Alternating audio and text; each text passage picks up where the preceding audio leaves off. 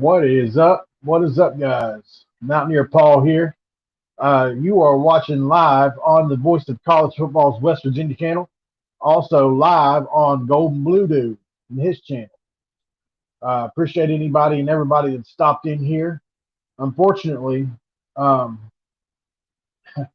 don't even think I can see the chat.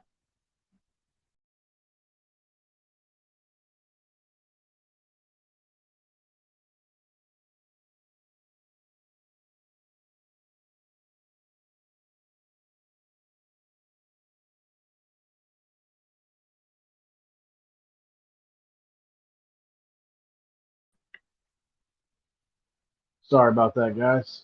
I don't know how this is going to work. I can't even see the chat.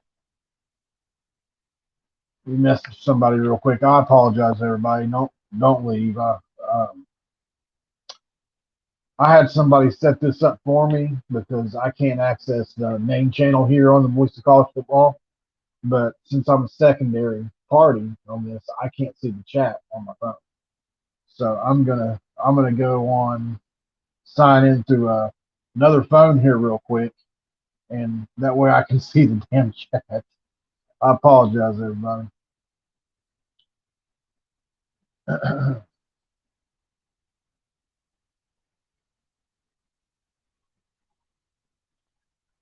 We had some big news today with Rodney Gallagher. I wonder if anybody saw the interview on earsports.com. There we go.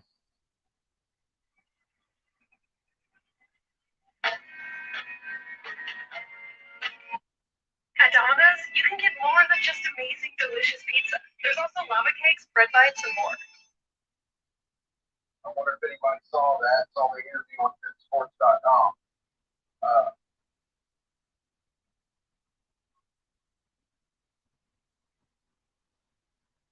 right.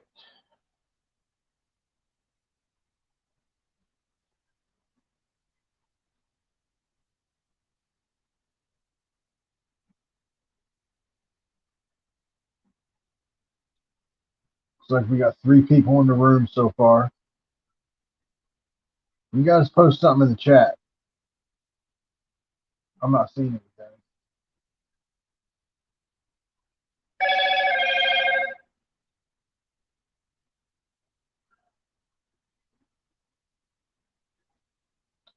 Guys, I apologize. I'm honestly really embarrassed here. I was asked to come on last second. It was like 15 after 8. Somebody asked me to do this. And then they signed in and left. And the way StreamYard works is on a phone, especially, the person that creates the link can see the chat. And if I had a laptop, I'd be able to see the chat, but I don't. Mountain Paul, you have right now between the 3 rooms, there's 25 in here. So you're 25. Yeah. As far as this chat goes, because I created a stream on my phone and stuff, it's not letting me see the chat from every room either. So, right. Just so you know, because you're on 3 different rooms. Is there not a way for me to be able to access the chat? Not that I know of. There would be. Well, that sucks. I'm not going to be able to respond to people. Well, okay. Just do the best I can. Unless you can read off chats, that's the only way. Yeah, I can see the chat, but I don't know which room it's in. It may be all of them. So go ahead and do your show, and if I see a chat that needs to be yeah, just put one up here so I can respond to them every now and then. I'll go ahead and do what I'm going to do. I'll go ahead and start with the Rodney Gallagher thing. Sorry, guys. So I did a video earlier today on Rodney Gallagher, and man, I was really impressed with the interview he did with Chris Anderson, earsports.com. I'll be interested to hear some of you guys and what you have to say about that. He talked about the Neil Brown situation, Kind of sounds like he was on pins and needles waiting to figure out how that situation was going to resolve itself. And I kind of wrote down some notes there. In quotations, he said it was big news and that, oh, it's all right, gold blue dude, man. It's all right, bro. We'll figure it out. You know what I mean? It is what it is. That's what we do. We help each other. Uh, he said a lot of the recruits were happy that Neil Brown was back, which I really thought was a big deal. I mean, I know a lot of us aren't ecstatic that Neil Brown is back. USC's already scored, by the way. 7-0 USC, 11 and a half minutes left to go in first. Dang, that's quick. But if there's one good thing about Neil Brown returning, it's got to be the recruiting. It's not the only thing. But, me and Kuz were talking about it earlier. I understand there's some of us are going to protest. What's up, Will, Notre Dame? Will, I don't think we had much choice, bro. We I certainly don't think all the better jobs were taken, right? So, Fickle goes to Wisconsin, Breeze goes to Auburn. Anybody that we thought we might have had a chance at went somewhere else. And so by the time they got around to firing Shane Lyons, it was way too late in the process. Hey, Kelly McCourt. Yeah, I see the Gold Blue Dude chat. Joey is going to be adding chats as we go for me so that I can read them off. Hey, Boom to the Sooner. What's up, brother? He said, who should Sooner fans want to play in a bowl? Wisconsin, Arkansas, Mississippi State, other, and why? That's a good question. Certainly, I think somebody in the SEC would be good, just because it could be a little bit of a prelude to what's to come for you guys here in a year or so. I think that Mississippi State game would be a fun one. There's all kinds of tie-ins with Mike Leach in that game and some of the battles he had when he was at Texas Tech against Oklahoma. Certainly, that game could be a shootout. But, I mean, any of those games I think would be good. And I think you guys match up against Mississippi State a little bit better than the other schools you mentioned. Wisconsin's down this year, but certainly they still play a smash mouth type of offense. And I don't know how Oklahoma, considering you guys struggled so badly on defense this year, how you would react to that. So that'd be my answer, Boom to the Center. We should have gotten Tom Herman. Yeah. Well, that's another one. And here's the thing, Golden Blue Dude. He only went to Florida Atlantic, right? So he's going to be there.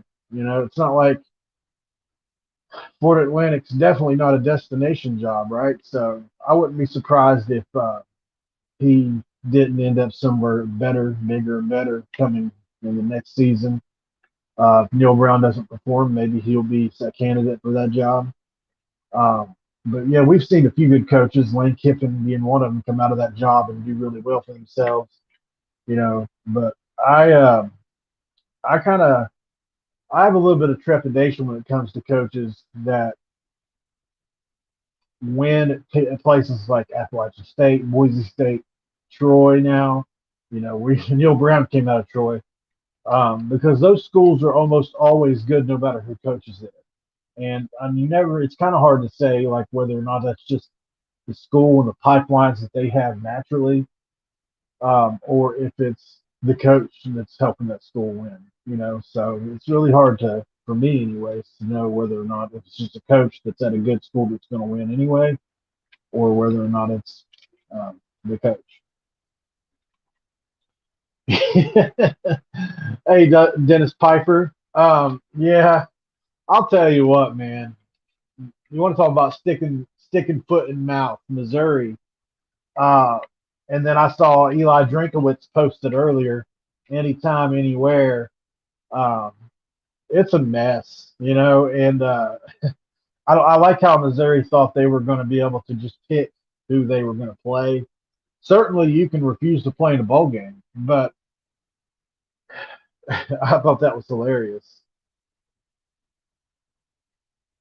Yeah, the LSU was big for Neil Brown, and that's why a lot of people said, "Hey, this isn't your run-of-the-mill Power Five coach." He went on the road. He also won in Lincoln, Nebraska. When a couple of, I think it was against an 8 or 9 win Nebraska team that year.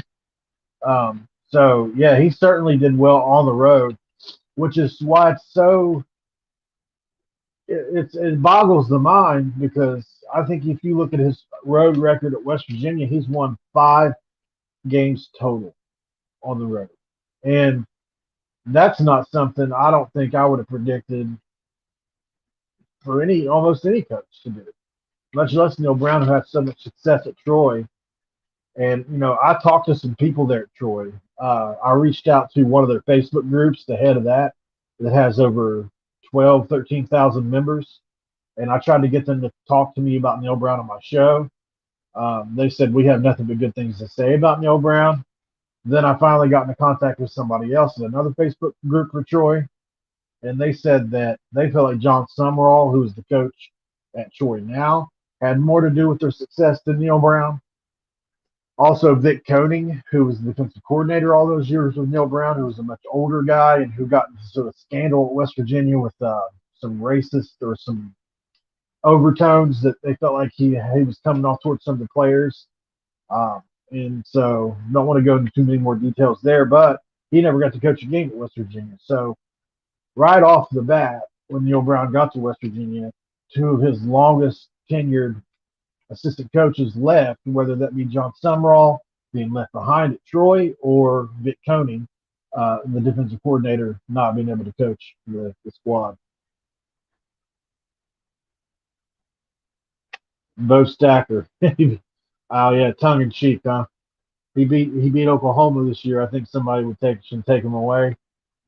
You know what though, Bo? Like I said, I'm talking about this Rodney Gallagher interview. I'd be interested to know what you guys think about that. And if you don't mind, guys, before I go any further with this, subscribe to the Voice of College Football and also uh, Golden Blue Dude if you haven't already. These are the two shows that I'm substituting in for tonight. And then also Mountaineer Paul Talks Football, which is my show. Um, if you don't mind, go over there and subscribe. We're growing. We're right at 600 subscribers right now. I've only been doing it on that channel for 5 weeks. So YouTube tells me I'm growing about 800% faster than your average person that works in this sports side of things. So I work really hard at it. I try not to do any clickbait. I'm not saying anybody else in our community does, just putting that out there. I don't like to do clickbait. I like to do pretty legit stuff. But yeah, not near Paul Talks Football. Yeah, Tom Reed, JT Daniels, he was a bust. Now, here's what, it's easy to uh, speculate, but, a lot of us feel like if you watch the Mountaineers this year, certainly JT Daniels was not the same quarterback against pretty much every other team after Virginia Tech. The guy that showed up against Pitt, the guy that showed up against Kansas, and the guy that showed up against Virginia Tech certainly was not the quarterback we saw the rest of the way. And JT Daniels was in a really precarious situation this year, being that he had this thing following him around, right, from USC to Georgia to here, that he was an injured player. And so a lot of us feel like he may have got injured along the way, and he just decided not to say anything and try to tough through it, which is kudos to him, but it's also very selfish if he did that. Don't have any inside info whether or not he did. But so, I was calling for his job probably 2 or 3 weeks before it was popular, just because I was following the trends and the Pro Football Focus numbers. And I kind of got crucified, but people come around to it at the end of the day. Hey, Jay Glizzy, what's up, brother? He said, this may be possible. I think Shane Lyons could have been the problem, giving Neil Brown money and get the staff he wanted. That's been thrown out there. I certainly think that So Shane Lyons, he comes from a compliance background, right? He makes rules. That's what he does. He sits on all these committees. He's very well respected. He sits on these rules committees and all this stuff. And so I think he overcorrects to one side, which is the compliance side. And he expressed those fears in the interview he did with Hoppy Kercheval, which was, hey, we were afraid to get involved with Country Roads Trust, which is obviously who gives our players NIL money and opportunities. The thing is how does the Country Roads Trust know how do they know who to identify if there's no communication between them and the staff? The staff's going out recruiting these kids or scouting these kids. Yet the Country Roads Trust has the money, and Shane Lyons wouldn't let them communicate, and so they're just guessing, and I'm sure there was more to it, and I'm sure they were able to get some lines of communication open, but from what we understand, it wasn't made easy for them. So, well, Tom, listen, if JT's healthy, I almost guarantee it. Go back and watch the tape, Tom. If you have time tonight, just go look up the Pittsburgh highlights. West Virginia's versus Pitt, first game of the year. Go look up that highlight. And then go look up West Virginia versus Texas Tech, Texas, or who else down the stretch did he play really bad against? Forget my memory. Iowa State. A few other games down the stretch he was really, really poorly played against. As a matter of fact, I did my own separate grade, even though one came out and said he scored a 70. I had him at a 67 for the year on Pro Football Focus, which is what Pro Football Focus would rate as replaceable. So you've got replaceable, backup, starter, all conference, all American, right? And he was in that replaceable backup range for most of the year.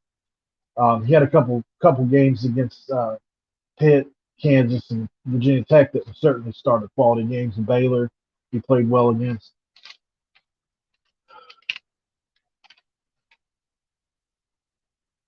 Swish Factor, what's up, brother? I know you don't subscribe to Mountaineer Fall Talk Football. I don't think I've ever seen you before. But by the way, if you guys haven't subscribed to Golden Blue Dude or the Voice of College Football, please do that. I know I said that earlier, but we're getting some new people in, so just wanted to bring it up one more time. As far as the atmosphere goes to Swish Factor, first of all, thank you for being a West Virginia alum. We certainly want to support that and definitely applaud it. Glad you chose that university we love. So, you say the atmosphere last season was much better for us. I do. I went to a few games last year, Oklahoma State, Baylor, and a couple others. And unfortunately, I chose the ones that we lost in almost always, it seems like. But yeah, I think fans really got down on the squad this year, especially in Neil Brown's fourth year this year.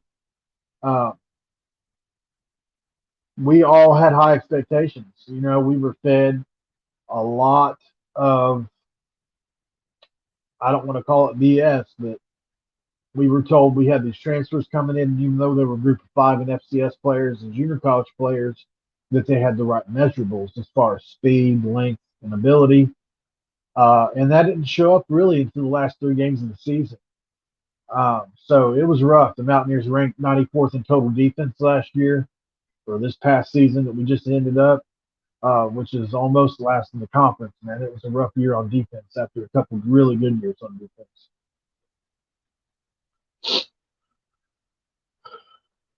Bo Stacker says, I really hate it for JT. He's still a good quarterback. It's just working for him at WVU. Yeah, Bo, I think he's good as long as he's healthy. But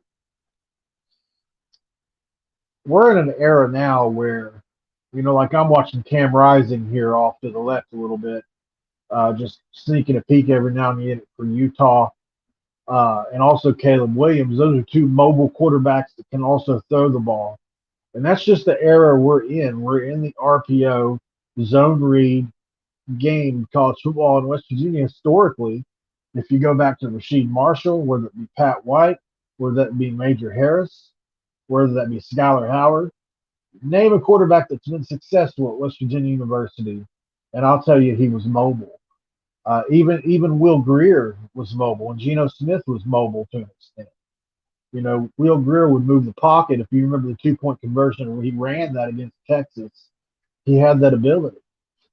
Certainly wasn't as explosive as the other guys, but so you know, at West Virginia, we need that at that spot because we're not always able to recruit elite level wide receiver prospects.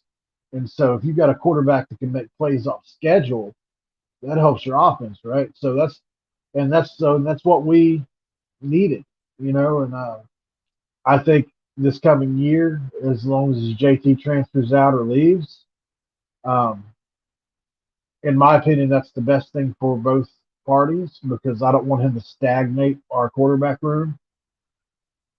Certainly, Neil Brown and Graham Harrell probably feel like they owe JT a little something, at least another shot if he would decide to come back. And I feel like that would stunt the growth of either Garrett, Goose, or Nico. And so, be really interesting to see what would happen there. Hopefully, it's between those three, though, right? Garrett, Goose, and Nico. And in a perfect world, Nico wins the competition and becomes one of the greatest ever. Like I really believe he can be. You know, I was so sold on his high school tape. Uh, he can make all the throws. He has enough athletic ability. He's certainly not. He's more of a Tim Tebow type runner than he is a Garrett Green, right? But you saw what Tim Tebow did, and you don't have to be. Would I like for him to be as explosive as Garrett Green is in the running game? Absolutely.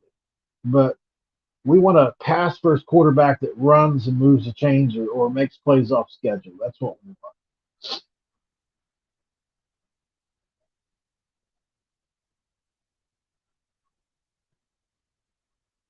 Yeah, Tom, it's been rough, man. Listen, it's been rough. You know, and he said, as a Dogs fan, I'm not trolling. The Nears are my favorite team. I thought they would make more noise in the Big 12. Um, there are several factors that go into it too. You know, uh, you know, people can say that it's not because we've only gone on an airplane, but I do think travel has something to do with it. Or why else would Neil Brown only have 5 road wins?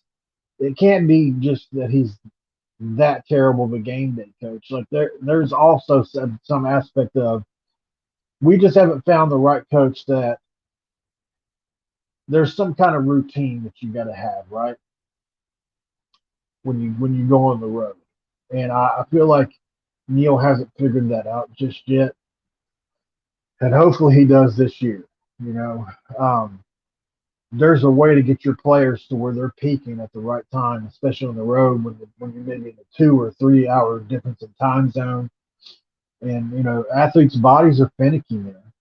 But I mean, you know, I understand that's a flimsy excuse at best. Um, at the end of the day, man, we have just had a rough 4 years under Neil Brown. Um, had we had some good years under Dana, we had some decent years under Dana, but still not what we were in the earlier part of the 2000s. And I don't know, you know, me and Coos talk about this all the time from Coos' corner. Should we adjust our expectations for the Mountaineers? Because it certainly feels like we should sometimes. You know, I don't know if we'll ever get back to those early 2000s Mountaineers where we were playing in near 6 games, BCS games, and fighting for national championship games. In this NIL world, it certainly feels like that's another reach right now. But I'm always going to have that hope in my heart. Grant Wiley Esquire, what's up, brother? He said I like Garrett Green, but I'm hoping it comes down to Nico and Goose. I'm the same way. I mean, if you can study tape, if you've ever coached at any level, I've dabbled around in high school football. I certainly know how to study tape though, and I certainly know what arm talent looks like. And Garrett Green has a ton of arm ability, but he's kind of like, you see those NBA players. They're either really good free throw shooters. They're really good at finishing at the rim, but they have no mid range game. That's what Garrett Green is. He can throw an excellent deep ball, maybe the best on the team as of right now. He can sling it, in the short range. But when you come to those where quarterbacks really make their hay, and then that's in that intermediate game outside the numbers, that's where he struggles at, and that's where Goose does not struggle at, and Nico has certainly got a lot better at it. And you have to have a quarterback that can throw the ball in the intermediate range, where this is in that 12 to 15 yard range outside the numbers, and down the seam certainly, in order to be consistently successful as a team, in today's college football. Yeah, KF. Actually, I was going to bring that up. I talked with Joey before the show, and that's something we brought up. He said, how intrigued was I that the new AD messaged Pat McAfee already? And, man, I almost made a video about it. That's how excited I got about it. Because it just shows that he just gets it. He realizes the outrage that all of us fans have had over the last couple of months, especially with this thing going back and forth with Pat McAfee and him saying he had 27 death threats and that he's building resentment up towards us and that he has no relationship with us. And if you guys can go on my page, I'm out there, Paul Talks Football. I've got 2 or 3 Pat McAfee videos reacting to different things. And one of those was when he became the honorary coach at Texas. That hurt my heart to see that. You mean to tell me he can be an honorary coach at Texas and not West Virginia? It broke my heart. But I understand he and Beard are really tight like that. And it's not football and it's all that. But, I mean, a lot of us, man, feel like he's one of us. And if there's any squad he should be pumping up, it should be the Mountaineers. But, yeah, Ren Baker gets it. He reached out to Pat McAfee, even though Pat said he hadn't opened the message yet. I was really excited to hear that, man. That was good stuff. Be excited to see where that relationship goes going forward. And hopefully Ren Baker can nudge Neil Brown into being a little bit more aggressive with foreign players as well. Hey, Mountaineer Lair with Kenny. What's up, brother? 14-3, USC. Looks like those Buckeyes might get knocked out of this thing. Rodney Gallagher was a very mature young man. I have seen as a true, he's as mature as we've seen as a true freshman. Plus, with his leadership ability with the new class is very impressive. Yeah, and that's what I was talking about, actually. I've got my notes here. So he went and said they've got no more visits planned, which I thought was big. No more visits planned. And he said that he's going to be enrolling early at WVU. Everything's good. He even talked about NIL and how that's not really important to him.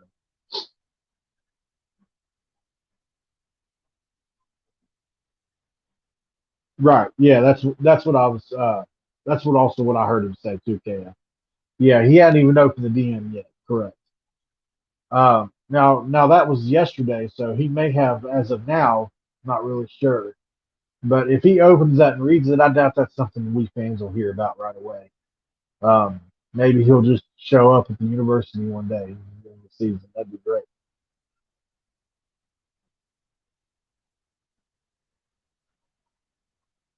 Yeah, Kenny, I saw that. You were on the 304 podcast yesterday, wasn't you? Yeah, I saw that, man. But you didn't, bro. You was supposed to bring them tailgate dogs. Where's them slaw dogs you made there that one time, man? That's what I was waiting to see. I heard Kenny make some of the best tailgate and slaw dogs you ever had.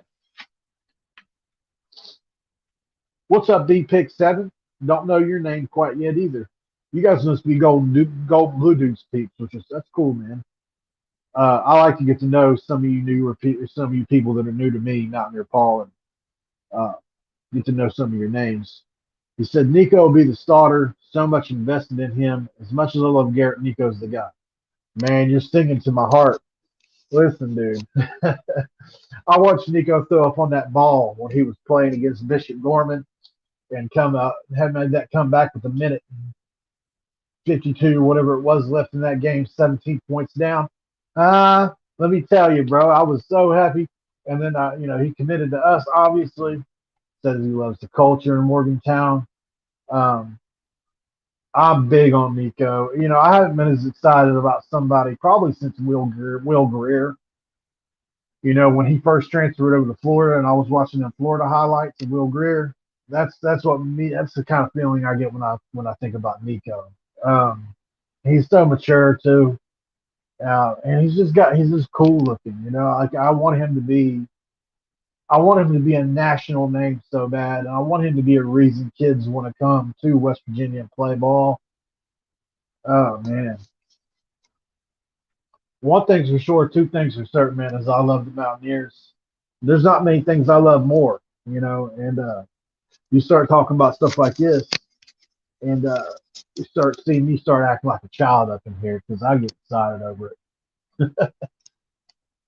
Sorry, I didn't have time to set all this crap up before the show. Oh.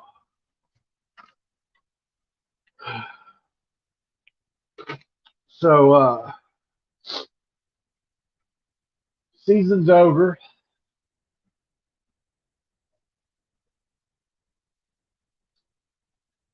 Tom Reed said it's just the Mountaineers playing more of a gimmick style offense, like running quarterbacks. Define gimmick style. You talk about the option.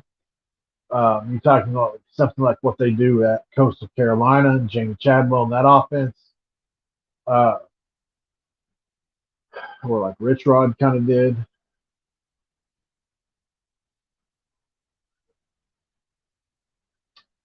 Grant Wiley, that's a good question. He think he transferred to Old Dominion. Did he go back in the portal? Is that what happened? Man, that would be a capital H huge get for us.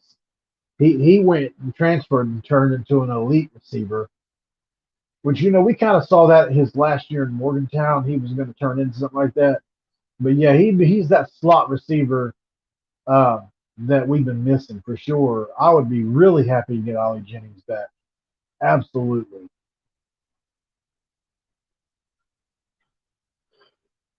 Okay, X Drink 93. Good to meet you, brother. Good to meet you. I'm glad you guys are following Gold Blue Dude. That's the man right there. That's who we're all trying to get to where he's at. Yeah, I heard that, Grant Wiley, about Nico and Graham having a beef. Nico's so mature. I don't know. We've been hearing that Graham Harrell is being looked at for the offensive coordinator job at South Carolina. So obviously, if it comes down to Graham Harrell or Nico Marchiol, I'll take Nico all day.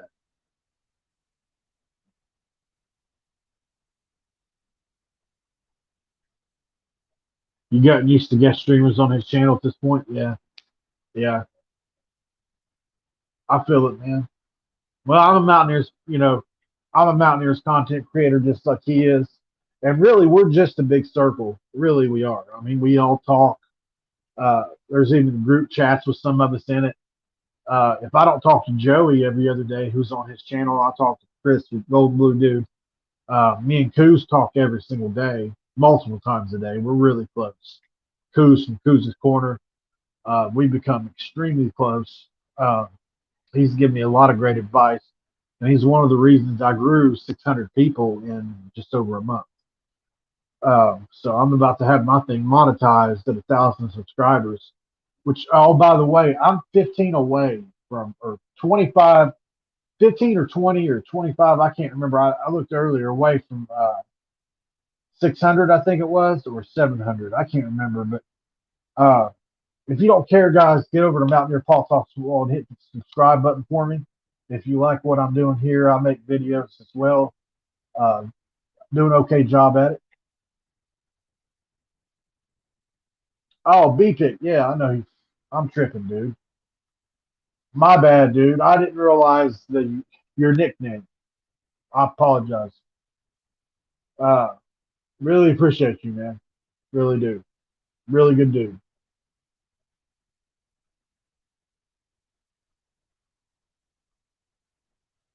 Sam Huff and Chuck Howley. Heck yeah, we need them back.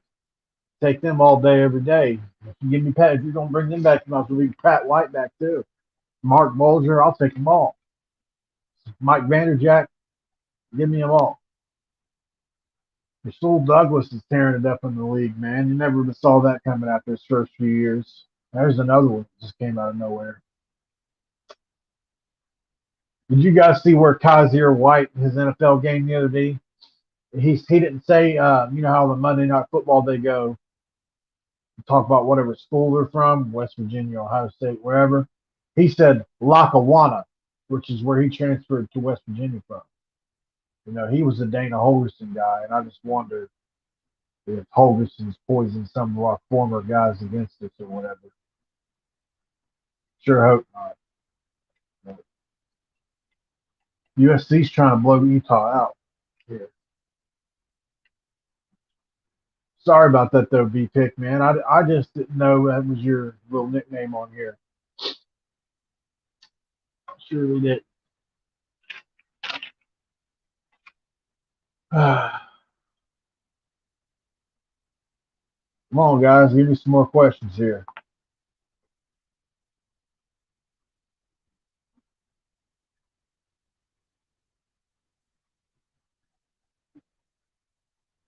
Anybody have a feeling about next year? How do you guys feel about next season? Do you think that matter because Neil Brown's at the helm? Or do you feel like, maybe he, all right, Tom, we appreciate that. Maybe Neil Brown will figure it out next year, huh? Maybe, you know. Would love to see it. Listen, like I said on my channel, I would love to eat crow. I would gladly eat crow over Neil Brown. You know, we're playing with house money. We're pissed because he's there, but if he turns out and wins 10 games, I don't think anybody's going to be mad about that. You know, there have been a lot of coaches in history that have taken 5 years to get it right. Frank Bremer, Bobby Bowden, guys like that. So it's not unheard of. We'll see.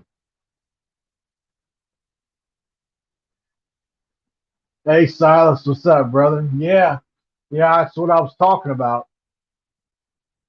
I got a video on my channel, me and Coos reacting to that this morning. Yeah, Rodney Gallagher is not only is Rodney Gallagher a part of the 2023 class, he's going to enroll early, and he's still recruiting other guys. There's a 4-star offensive lineman from Cincinnati that has decommitted. They're trying to pull him into the class. If we get him, that means we might jump into the top 20, which would be amazing. We're a few high-profile recruits away from being into that 20 to 15 range. You know, we're at 26 right now. You get a couple, you get a 4-star guy, another or two, or a 4-star and a couple of 3 stars, high-end 3 stars. You're talking about a top 20 recruiting class, and I don't think anybody would have expected that after the year we just had. And what's great is they've gotten confirmation from most every recruit except one. All the recruits except for one have stayed committed up until now. Now I'm worried about Justin Denton. He just put a hook'em on his page earlier today. Said he had an official visit with Texas. But a lot of times, man, is these kids, they just want to use them. Think about this. If you had a free trip to Texas, or wherever you wanted to go, or USC or Penn State or wherever you wanted to go, wouldn't you take it? I would, especially if I was already sold on the place I wanted to go. Might as well. They're free trips, free food, get to hang out in different places.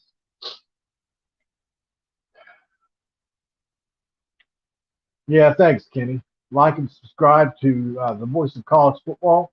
I want to thank Mark Rogers for letting us do this on here. It's certainly much appreciated. Also, subscribe to Gold Blue Dude's channel if you haven't done that. And then get over to Mountain Deer Paul Talks Football as well. Oh, yeah, I should mention, Coos and I have joined up for a basketball channel. we've already got a couple hundred subscribers. We've only been doing it for a little over a week since the basketball season started. It's called Hoops from the Hills, and we talked. We just did a video with Ethan Bach, who writes for West Virginia. He's one of the writers. He's actually still in school there, but he also writes for West Virginia Sports Now under Mike Osti. And we did a show with him talking about the Xavier game coming up tomorrow and some other stuff like that. But yeah, Coos from Coos' Corner I had partnered up to do that show, and we are committed to doing it. We're going to be branching out doing other college basketball teams besides West Virginia as well. But of course, we're going to have a West Virginia slant to almost everything we do. Hoops from the Hills, if you ever want to check it out.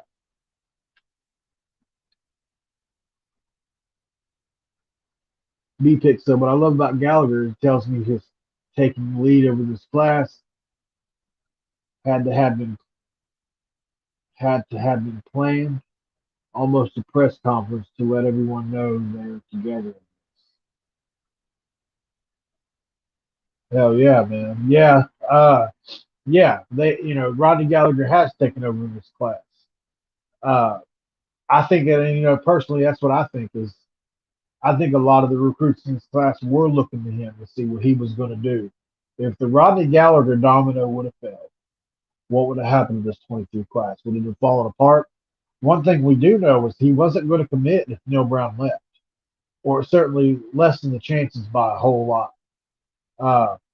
Which is why he took that Penn State visit, which would have been devastating. But I think a lot of us could have lived with the decommitments had we got the right coach in here. But an okay consolation is keeping this top 25 recruiting class and Neil getting that extra year. I mean, for as late as we did everything, that was about the best we could hope for, unfortunately. But listen, I'm not rooting against Neil because that means I'm rooting against my Mountaineers, right? So I'll be pulling for him this year to turn that thing around.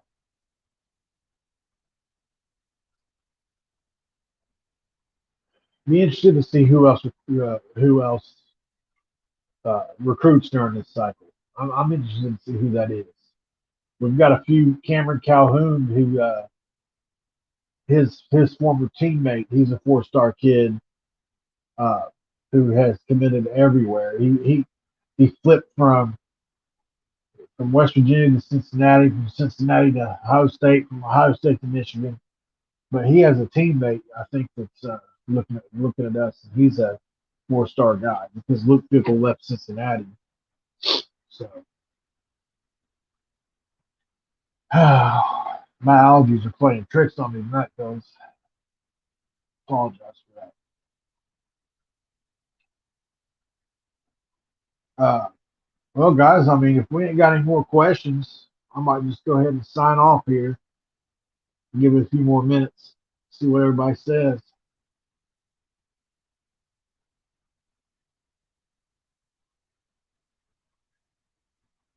Be looking out for after the Xavier game tomorrow. I'll probably go live on Hoops from the Hills, or might just make a video depending on how the game turns out.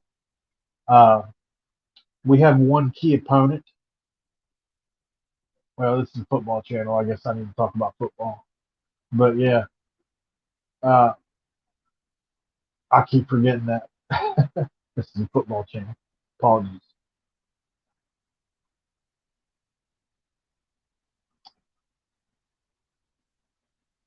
Want to thank Mark Rogers once again, guys, for letting us do this here. Means a lot. Love this channel. Love that we get to expose ourselves here on the main channel here, Mark Rogers, and the voice of college football. If you haven't subscribed, guys, please subscribe. If you haven't liked the video, please like the video. If you're not subscribed to Golden Blue Dude, get over there and do that. It's one of the best there is out there. He's the shock jock of West Virginia performers in this space. Very impressed, Kenny. I'm very impressed with Rodney Gallagher's maturity. He even said he didn't care about NIL money. That's how impressed I was with him. Very impressed. And then, like I said earlier, Mountaineer Paul Talks Football. If you haven't got over there, get there. Make videos, try to every day. So, but yeah, really appreciate you guys. It's looking like we pretty much died down in the chat. Joey, can you hear me?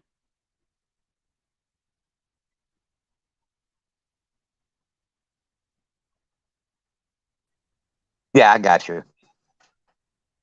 Think it'd be all right to sign her on off? Yes, sir. Thanks, All everybody, right, for coming brother. in. Yep, thanks Appreciate everybody for everybody coming stopping in. Yep. This has been another edition of the Voice of College Football West Virginia channel. This episode is over. Me and Joey are